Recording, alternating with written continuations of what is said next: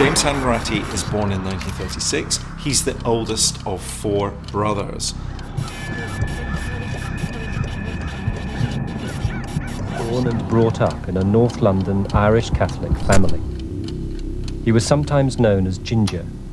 He left school at 15 without any qualifications. Hanratty's early years were troubled. Long before his trial for the A6 murder, he had already been described as a retard, a psychopath, and a pathological liar. By the age of 11, he had been declared ineducable at St James Catholic High School, Burnt Oak, Barnet. Although his parents steadfastly refused to accept he was in any way mentally deficient and successfully resisted attempts to have him placed in a special school. Hanratty, still illiterate, joined the public cleansing department of Wembley Borough Council as a refuse sorter. In July of the following year, he fell from his bicycle, injuring his head and remaining unconscious for 10 hours. He was admitted to Wembley Hospital, where he remained for 9 days. Shortly after his discharge, Hanratty left home for Brighton, where he obtained casual work with a road haulier. 8 weeks later, he was found semi-conscious in the street, having apparently collapsed from either hunger or exposure. Initially admitted to the Royal Sussex Hospital, Brighton, he was transferred to St Francis Hospital, Haywards Heath, where he underwent a craniotomy following the erroneous diagnosis of a brain hemorrhage. The report made there acknowledged his unhappy home background. He claimed he was frightened of his mother and had no filial feelings towards his father and his mental handicaps. No precise diagnoses were offered, and it has since been suggested that he suffered from either epilepsy or post-concussional syndrome, which would have had a marked effect on his personality. Hanratty was sent to recuperate at an aunt's home in Bedford, a place he and his brother Michael had visited as children on holiday.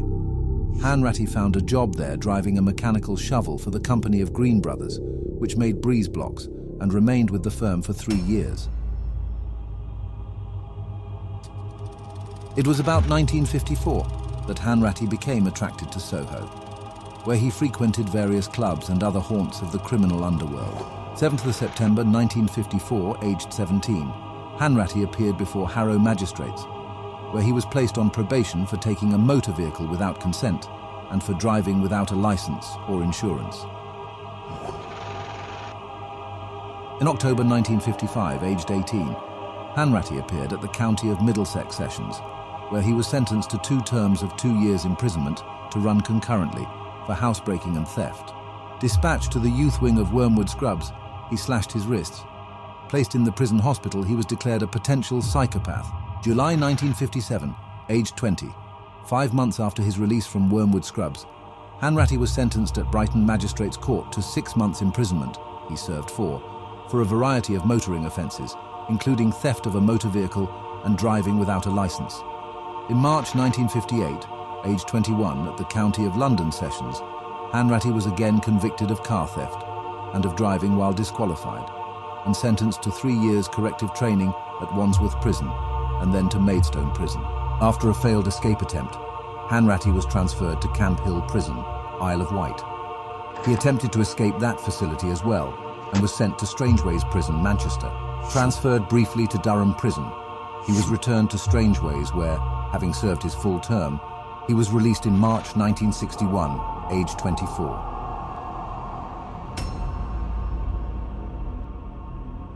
My name is Valerie Jean Story.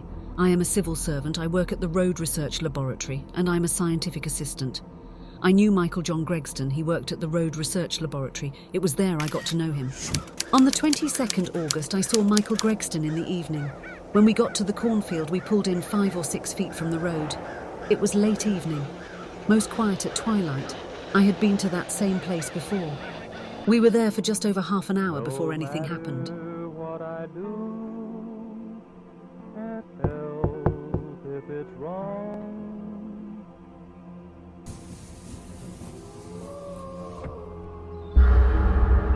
We were both very scared and asked the man what he wanted. I'm a desperate man. This is a hold-up. Roll down the window. And he said, turn around, face the front. Kept on saying to us, face the front, don't look round. We didn't see his face. We couldn't. We left the cornfield with Michael driving, and the man in the back seat behind me. The gun was pointing at Mike, and he said, "Keep facing the front and don't look round." The gunman knew the Bear Hotel Maidenhead. Gregston was ordered to stop at a milk vending machine and sent into a shop to buy cigarettes, and then to stop at a petrol station for more fuel. Although Gregston and Story offered to give him all their money and the car, the man appeared to have no plan and seemed to want them to stay with him. They drove around the suburbs of North London, apparently aimlessly. The journey continued along the A5 through St Albans, which the gunman mistakenly insisted was Watford, before joining the A6. We tried to attract attention as we'd been driving along the A6, with Mike trying to flash the reversing light. I think he was trying to do SOS, but on one occasion the car behind obviously didn't know his Morse code and sort of drove past us with doing this sort of business as if to indicate that there was a light at the back. At intervals he would say, "Turn right here, turn left here." After we'd been on the A6 for a while, he said, "We'll have to stop so I can have a kip." At Deadman's Hill, the man ordered Gregston to pull into a lay-by. Gregston at first refused, but the man became aggressive and threatened them with the gun. The man then said he wanted to sleep and that he would have to tie them up. Story and Gregston pleaded with him not to shoot them. "Don't shoot us, you won't shoot us, will you?" And he said, "Well, if I was going to shoot you, I would have done it by now."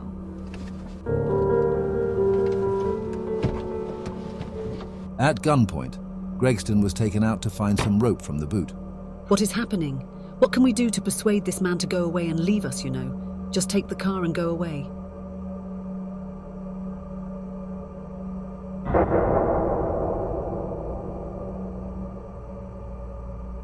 The man said to Mike, "Pass that bag over." Mike picked the bag up.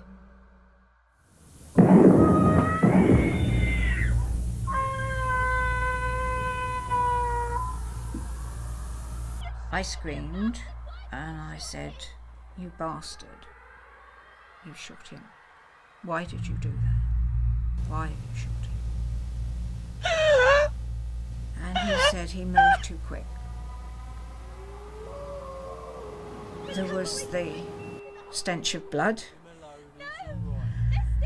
and there had been this horrendous noise, and I could actually hear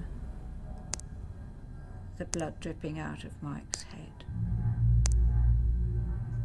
He said, "Get out of the car." He pointed the gun at me and said, "Get in. If you don't get in, then I will shoot." I said, "Well, I've got to get a doctor. Please, please." I begged him. He told me to turn around. He said, "Kiss me." Kiss me. And I said, "No." Come on. And he said yes, and we were facing one another at this point, and a car came along the A6 from behind me, and the headlights illuminated his face, and that was the only real glimpse that I had of him. Just a few seconds almost in the headlights. They were just full on his face. Then he said, "Get into the back of the car," and pointed the gun at me. "Give you 5," and started to count. I mean, I was just so terrified. I didn't know what was going to happen.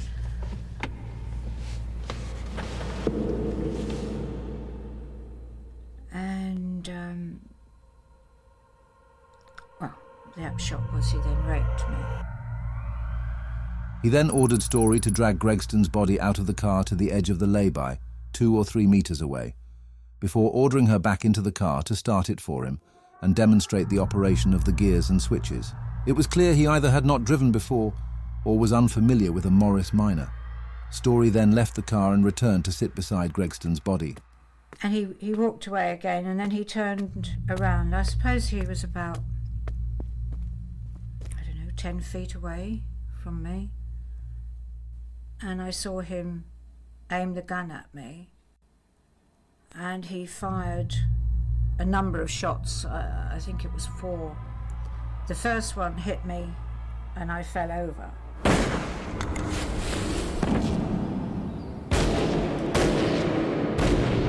After the 4th shot, he reloaded the gun and he fired several more shots.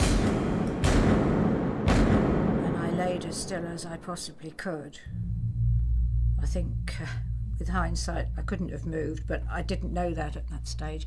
I tried not to breathe because I could hear him coming towards me, and he kicked me with his foot to see if I was dead, I suppose, and I just kept so quiet, hardly breathing. And he must have satisfied himself that I was as dead as Mike was. And he got into the car, and I heard him drive away. Satisfied he had killed her, the gunman drove off southward with much crashing of gears in the direction of Luton.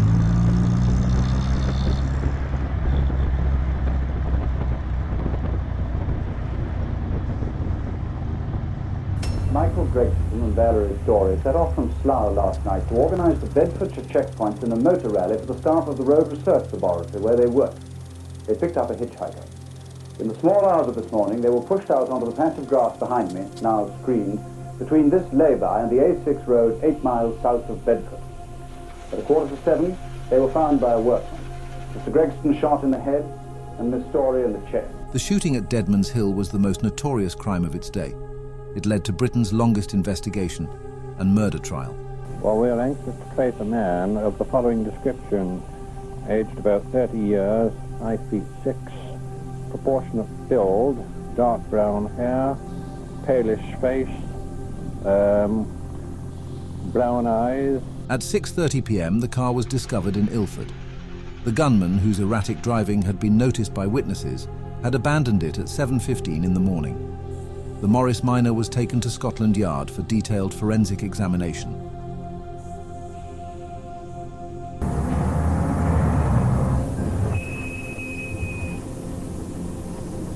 The next day, the A6 murder weapon was found on a London bus. A .38 Enfield revolver had been hidden with 60 rounds of ammunition on the top deck under the back seats. The police issued an appeal to boarding house keepers to report any unusual or suspicious guests. The manager of the Alexandra Court Hotel reported a man who had locked himself in his room for 5 days after the murder, and the police picked him up. The suspect falsely identified himself as Frederick Durant. He was actually Peter Louis Alphon, a drifter surviving on an inheritance and the proceeds of gambling. Alphon was the son of a senior figure at Scotland Yard. Alphon claimed he had spent the evening of 22nd August with his mother and the following night at the Vienna Hotel, Maida Vale.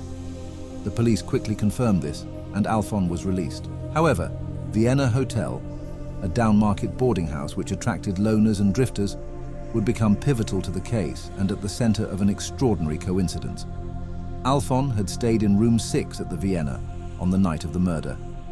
3 weeks later, the hotel manager found 2 used cartridge cases in room 24. They matched the murder weapon. Then suddenly, the porter at the hotel changed his statement and later claimed that Alphon hadn't stayed in room 6 at all, but had stayed in room 24, the room with the cartridge cases. The police re-interviewed Alphon and then stood him before Valerie Story. A special identity parade was held at her hospital. I found myself in a situation that I'd never ever been in before. I suppose I did feel that I had to pick somebody out. I don't know what went through my mind. I picked out somebody quite innocent, and that was that. Valerie Story did not recognize Alphon in an identity parade, and he was released 4 days later, having been detained on a charge of attempting to rape Maker Dalal, who also failed to pick him out.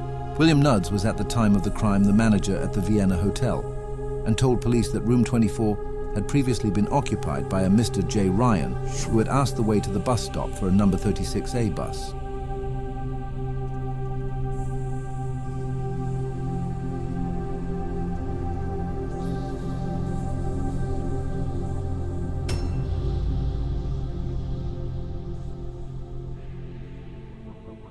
Hanratty feared arrest for his latest house break-ins, and on October the 5th, 1961, he telephoned Scotland Yard to say he was not the man they were looking for, and that he had been in Liverpool on the day in question and stressed his innocence of the A6 murder. The police attention shifted from Alphon, and Hanratty now became the chief suspect. He was finally arrested at the Stivonia Cafe in Blackpool on the 11th of October. 3 days later, Valerie was able to pick him out of an identity parade. Hanratty's trial was the longest on record at the time. It took place at Bedford, before Mr. Justice Gorman from the 22nd of January to the 17th of February 1962. Hanratty initially maintained that he had been in Liverpool with 3 men whom he would not or could not name, but then on the 9th of February changed his story, saying that he had been in Rhyl. The defence was able to trace the owner of the boarding house in that town, who had a room with a green bath in it, as Hanratty had described. The owner, Mrs. Grace Jones, remembered somebody fitting Hanratty's description staying there, but was uncertain of the dates. Other guests were unable to identify him as having been there. There is little doubt that this change of story irreparably damaged Hanratty's defence, which could otherwise show considerable, reasonable doubt. He was found guilty after the jury deliberated for 9 hours. I'm finding this letter very hard to put together. I still find it very hard to believe what is going to happen. But Mum, I promise you that I will face it like a man. I'm sure that is the way you and Dad would want it. And I hope that this will open the eyes of many people, and what I have said will one day be proved to the world. The time is getting near, and when it comes, I'll be thinking of you and Dad. So until we meet again, you will always be in my thoughts. So God bless you all. Your everlasting son, Jim. On the morning of April 4th, 1962, James Hanratty, convicted of the A6 murder, was taken from his cell for the last time. Outside, protesters laid a wreath at the prison gates. These flowers are for James Hanratty, who, like Evans and Bentley, has been murdered by our so-called civilized state. One day, the executioners and accusers will have to answer to their crime. James Hanratty was hanged at Bedford Prison. His execution fired a campaign to clear his name, making his case one of the most controversial in British legal history. Hanratty's family to this day have maintained his innocence.